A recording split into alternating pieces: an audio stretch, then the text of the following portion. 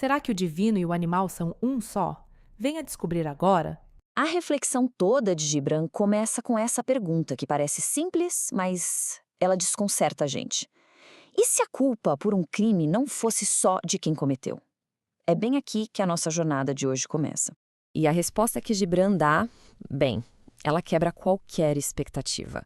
Ele basicamente nos convida a desmontar nossas noções de certo e errado, de delito e punição, para revelar uma coisa muito mais profunda. Aquele fio invisível que conecta todo mundo, sabe? Tanto nos acertos quanto principalmente nos erros.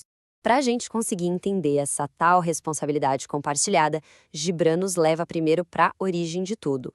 O que será que acontece dentro de uma pessoa bem naquele momento em que ela comete um erro? Presta atenção na poesia, mas também na profundidade disso.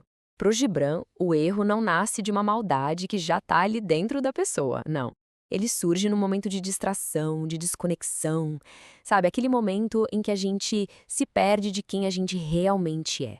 Gibran usa essa metáfora brilhante do vento para descrever o nosso caos emocional. Pensa assim, num furacão que arranca tudo do lugar. É exatamente isso que acontece dentro da gente. Essa turbulência toda acaba nos cegando, faz o nosso espírito vaguear e aí a gente age de formas que acabam traindo a nossa própria essência. Tá, mas por que o nosso espírito vagueia? Para Gibran, a resposta está na própria estrutura da nossa consciência. Ele descreve a gente como um equilibrista, sabe? Andando numa corda bamba, bem em cima de um abismo. Então, Gibran nos mostra esses dois extremos do nosso ser. De um lado, a gente tem o que ele chama de eu divino. É o nosso potencial mais luminoso, aquela parte de nós que busca sabedoria, luz. Do outro lado está o eu pigmeu, nossa herança animal, instintiva, que age puramente por sobrevivência, sem nem ter capacidade de fazer escolhas morais. E aqui está o ponto crucial.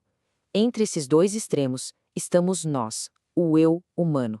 Nós somos a consciência que vive nesse equilíbrio frágil, capazes tanto de subir em direção à luz quanto de descer para a sombra. E é exatamente nesse espaço que nascem tanto os nossos erros quanto as nossas virtudes. Então, se o erro acontece nesse eu humano que está em desequilíbrio, a pergunta que Gibran faz em seguida é a mais desafiadora de todas. Será que essa queda é um fardo só da pessoa? Ou será que é um fardo que todos nós compartilhamos? Essa metáfora ela é poderosíssima. Ela mostra que ninguém age num vácuo. A comunidade, mesmo que de forma silenciosa, está envolvida. A árvore inteira sente quando uma única folhinha para de receber a seiva, sabe? Mas o que seria esse assentimento silencioso, na prática, no dia a dia? Bom, é a nossa desatenção com as necessidades dos outros. É o nosso egoísmo que isola as pessoas. É a nossa omissão em ser um exemplo melhor. Cada vez que a gente escolhe a indiferença, de certa forma, a gente está contribuindo para que uma folha em algum lugar perca força e caia. E Gibran vai ainda mais fundo com outra imagem muito forte, a de uma procissão.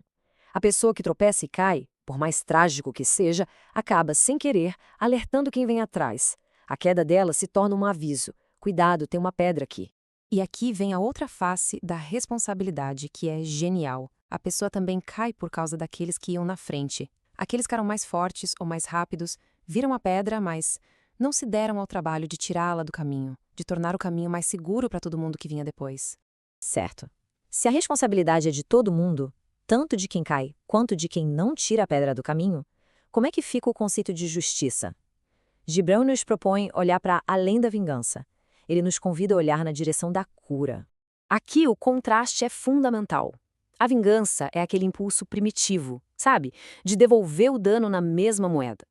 Já a justiça, no seu sentido mais elevado, não busca retaliação.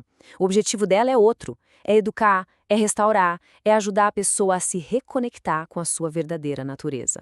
Então, se o objetivo não é punir por punir, mas sim educar e curar, qual deveria ser o verdadeiro papel de um juiz? O que seria necessário para praticar uma justiça tão profunda assim? A justiça de verdade exige uma sabedoria imensa. Não se trata só de aplicar um livro de regras como uma receita de bolo. É preciso ter luz para conseguir iluminar a alma de quem está sendo julgado, para entender as circunstâncias e aplicar o que é necessário para aquela pessoa específica, não uma fórmula genérica para todo mundo. E assim, Gibran amarra todas essas ideias, a responsabilidade individual e a coletiva, a justiça como cura, numa última e poderosa metáfora, a do tecelão e o seu tear. Aqui, a visão se completa. O justo e o injusto não são forças opostas, vivendo em mundos diferentes.